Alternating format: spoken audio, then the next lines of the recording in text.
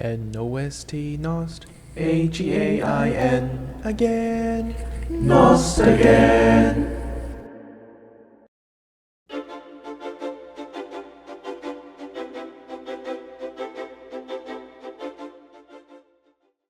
London is hard and kind at the same time. I have dreams for the future, of finding and making a place as much home as Bangalore has been. Papa and Dadima had never been to London. The city of my childhood exists only in memory now. The house is gone, and with it went the life it harbored. The memory project is about remembering home. With this work, I make peace with a trunk full of Dada's clothes that Dadima had put away in the loft. I learned a little bit about him, a man I never met. Going through his clothes made me wonder what kind of person he was. I don't think I know anyone who has so many three-piece suits. In the pockets, we found curious ephemera, a bow tie, labels of tailors, a ticket that could barely be deciphered, a note in the same predicament.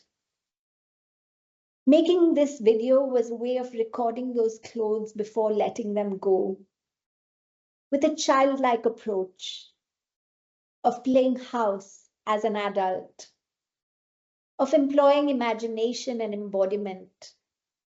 It is pure coincidence that the still frame that we composed to shoot the video and where we placed the trunks were right next to a painting I had made of a house when I was just 7 years old.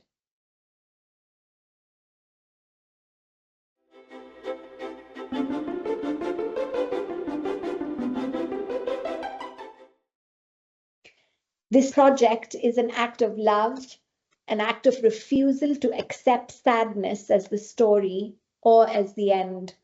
We gave away all the clothes in the trunk. The house was sold a short while after this video was shot. The house is now completely gone. In its place is a big commercial 4-story building. The 2 coconut trees and the teak tree have been cut, as have all the plants. There is not a trace of our house left except for the number assigned to the property. The project is about the endeavor to never forget.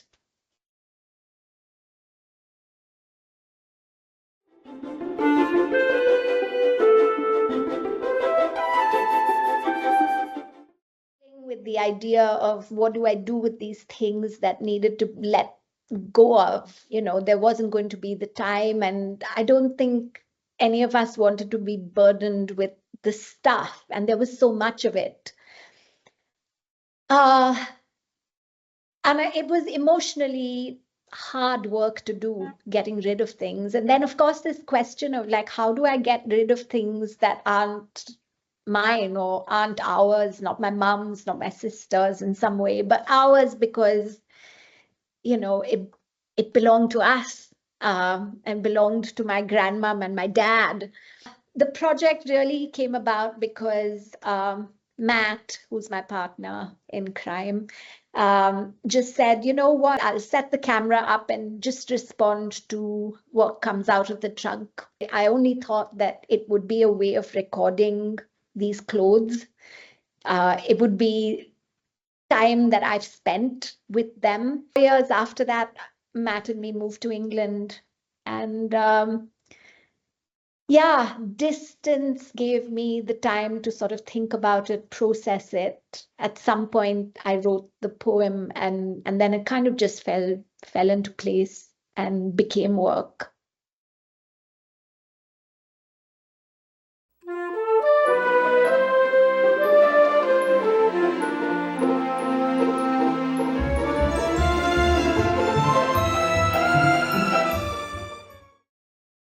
Opinions. So c'est la vie, we have the 2 languages.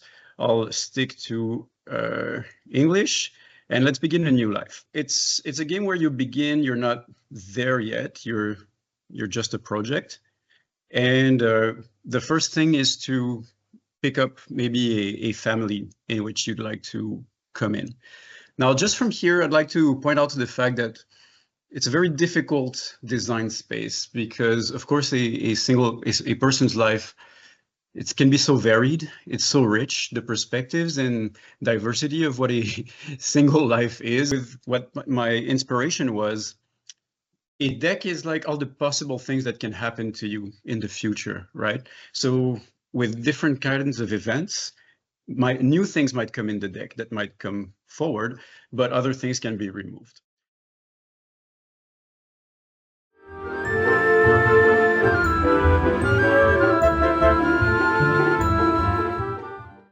We can see here what the 80s are supposed to look like. The glasses and the hairdos are pretty reminiscent.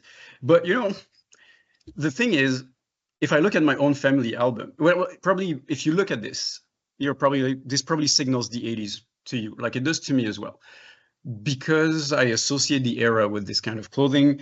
But truth is, if I look at my own family albums, no one looks like that. But it does do the 80s for us. It performs the 80s for us. Yeah, I should train the AI on some actual photos so that it looks more true to form. But I like it when it's delightfully strange and uncanny. And when I try to make it look like actual family photos, it's just disturbing. It just looks like people that could have been, and maybe someone else's actual photo. Whereas this is comedy and caricature and speaks of an era in a stylized and caricatural form. And I think it works better. For example, here we have the junk food card, and you can see the baby bottle is an actual Coke bottle with the little, I don't know, suction cup on top of it. The choice of the theme of this game, where it's all very common, all very mundane, makes these images even stand out in their uncanniness, because we know what a baby should look like and we know what they should be eating.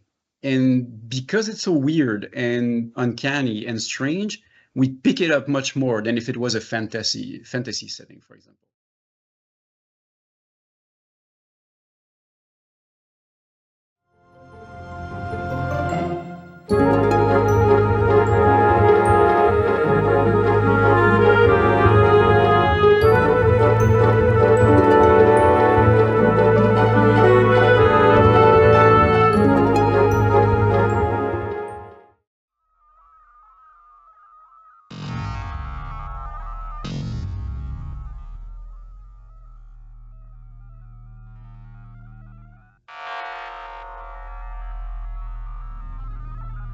It began as a 3D object that Bora created, which was a dragon's head skull, which in itself is a mythic example of longing for something that cannot be attained. So it's the way that people are thinking about the past as repeated thought patterns, and how cumulative they become something other than the original thought. They become an environment.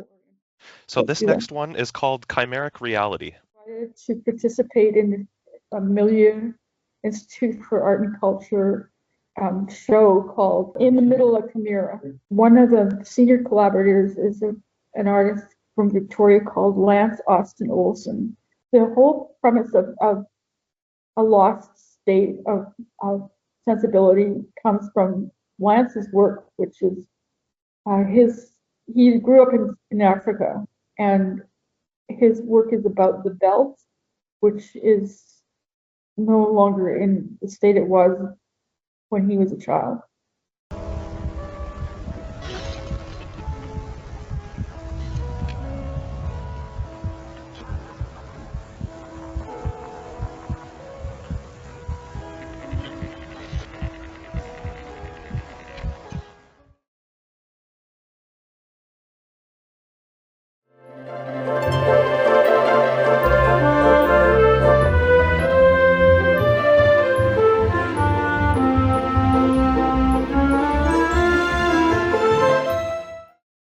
As our thoughts come to us, they're sometimes shared, sometimes just felt. They don't really communicate in words.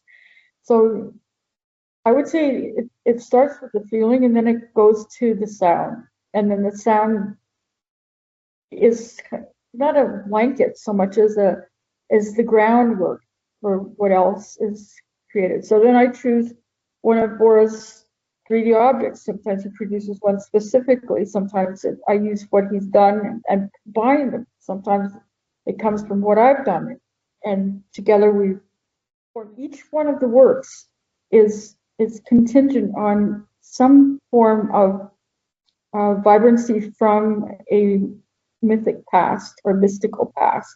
Interestingly, I often use idioms as titles. So it's the deeper meaning from the vernacular. So what people want to express is way beyond what the words are showing, because each idiom has it's rooted in a tradition, yet it's in very contemporary as well. It becomes incredibly current. Like that, it will be evolving again. Yeah, So yeah. Depending on the day, The hour, the minute. the hour of the day, cloud.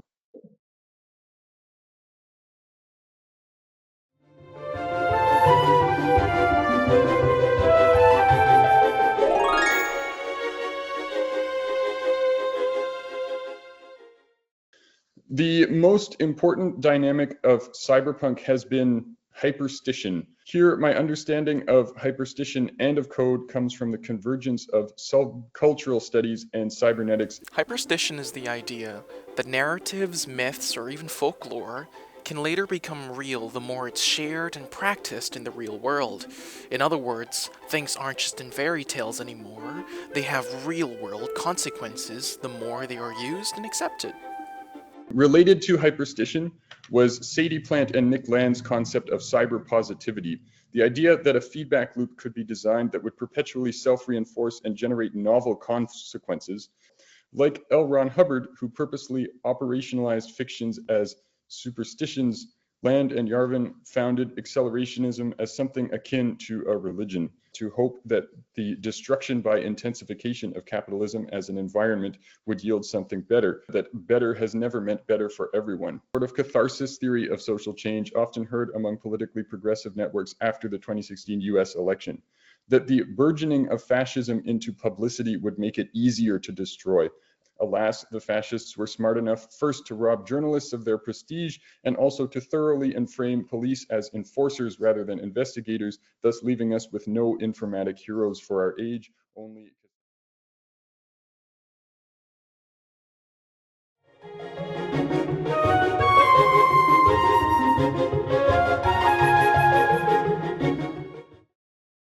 If we go back to the thinking of Mark Fisher, Fisher, following Frederick Jameson, lamented that capitalist realism had made utopias unthinkable, leaving hauntology instead as an aesthetic of the failure of the future, where former signifiers of futurity, such as electronic music synthesizers, joined other signifiers of obsolescence to demarcate the oldness of media.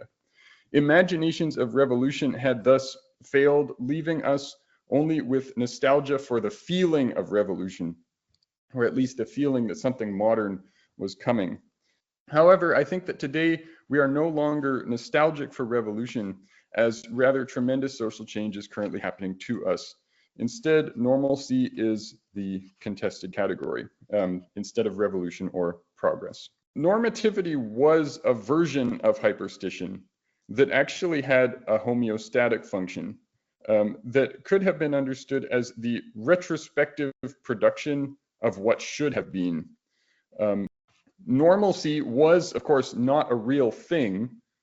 It was an object of aspiration and sometimes contention, but the aspiration was hyperstitious in that it served to produce norms. Today, hauntological media are haunted not just by former phantasms of revolution and not just by phantasms of normalcy, but by phantasms of aspiration to normalcy.